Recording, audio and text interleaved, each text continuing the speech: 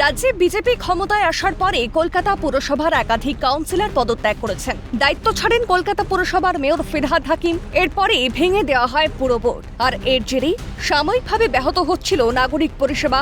বর্তমানে কলকাতা পুরসভার প্রশাসনিক ও নাগরিক পরিষেবার দায়িত্ব সামলাচ্ছেন পুর কমিশনার স্মিতা পান্ডে। এই পরিস্থিতিতে শহরের বাসিন্দাদের সমস্যা ও অভিযোগ সরাসরি শুনতে এক অভিনব উদ্যোগ নিলেন রাজ্যের পুর ও নগরোন্নয়ন মন্ত্রী অগ্নিমিত্রা পাল। মুখ্যমন্ত্রী শুভেন্দু অধিকারীর নির্দেশেই নাগরিকদের দরবারে পৌঁছাতে শুরু হচ্ছে এই নতুন কর্মসূচি, যার নাম দেওয়া হয়েছে মুখোমুখি। একটা দিন এক একটা কর্পোরেশন নিয়ে কথা বলতে চাইছি, তাহলে জিনিসটা কাজটা কিছুটা এগোবে আর কি। তো আশা করি আপনারা আমাদের পাশে থাকবেন এবং আমরা কিন্তু খুব উদ্গ্রীব হয়ে বসে আছি যে আপনারা আমাদের ফোন করবেন, আপনাদের সমস্যা জানাবেন। শুধু ময়লা নয়, কোথাও জল পাচ্ছে না, কোথাও বাড়ির সমস্যা, কোথাও ইলেকট্রিসিটি, আমাদের হয়তো রাস্তায় ল্যাম্পপোস্ট ল্যাম্প নেই, হয়তো বিভিন্ন রকমের সমস্যা আরবান এলাকাতে যা যা আছে, পার্কের সমস্যা, ক্রিমেটোরিয়ামের সমস্যা, যা যা বাস স্টপের সমস্যা, এগুলো সব আমাদের আন্ডারে। রাস্তার কিছু কিছু রাস্তা আমাদের আন্ডারে, তো আমাদের হয়তো রাস্তার সমস্যা, তাই এটুকুই বলার মুখোমুখি। এবার এলাকার যে কোনো সমস্যা, অভাব, অভিযোগ বা পরামর্শ সরাসরি জানানো যাবে স্বয়ং পুর ও নগরোন্নয়ন মন্ত্রীকে।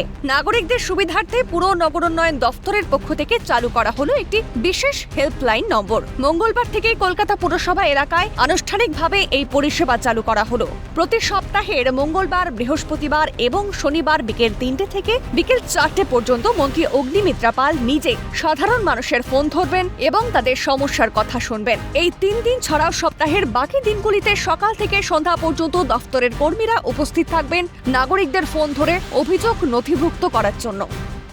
কর্পোরেশনের মধ্যে যারা থাকেন তারা হয়তো আমাদের জানতেও পারেননি আসলে যে নাম্বারটা চেঞ্জ করেছি। যাই হোক, আজকে প্রথম দিন একটু ক্ষমা করে দেবেন, একটু গ্লিচ হয়েছে।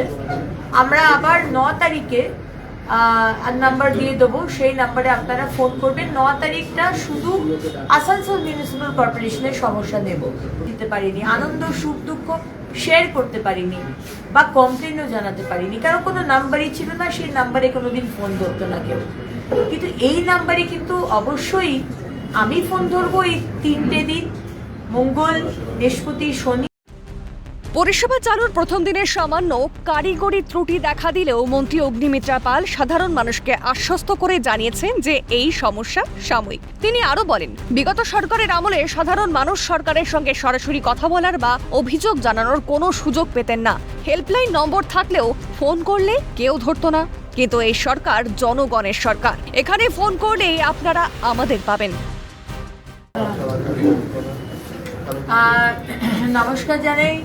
আজকে একটু দেরি হয়ে গেল, নাম্বারটাও চেঞ্জ করতে হয়েছে। আসলে প্রথম দিন মুখোমুখি, এবং আজকে ভেবেছিলাম যে শুধু কলকাতা মিউনিসিপ্যাল কর্পোরেশনের সমস্যা নিয়ে কথা বলবো, কিন্তু যে নাম্বারটা আপনাদের দিয়েছিলাম সেই নাম্বারটাতে সার্ভার ডাউন, এইসব অনেক কিছু, ওসব অত তো বিষয় আমি বুঝি না। আরবান ডেভেলপমেন্ট নগর উন্নয়ন দপ্তর থেকে শুরু করা হলো আজকে প্রথম দিন, এবং এই জন্যই শুরু করা হয়েছে যে আমরাও যখন ছোট ছিলাম বা এত বছর ধরেই দেখে আসছি, আমরা কখনো সরকারকে আমরা রিচ করতে পারিনি, পৌঁছতে পারিনি, কথা বলতে পারিনি, আমাদের অ্যাডভাইস দিতে পারিনি।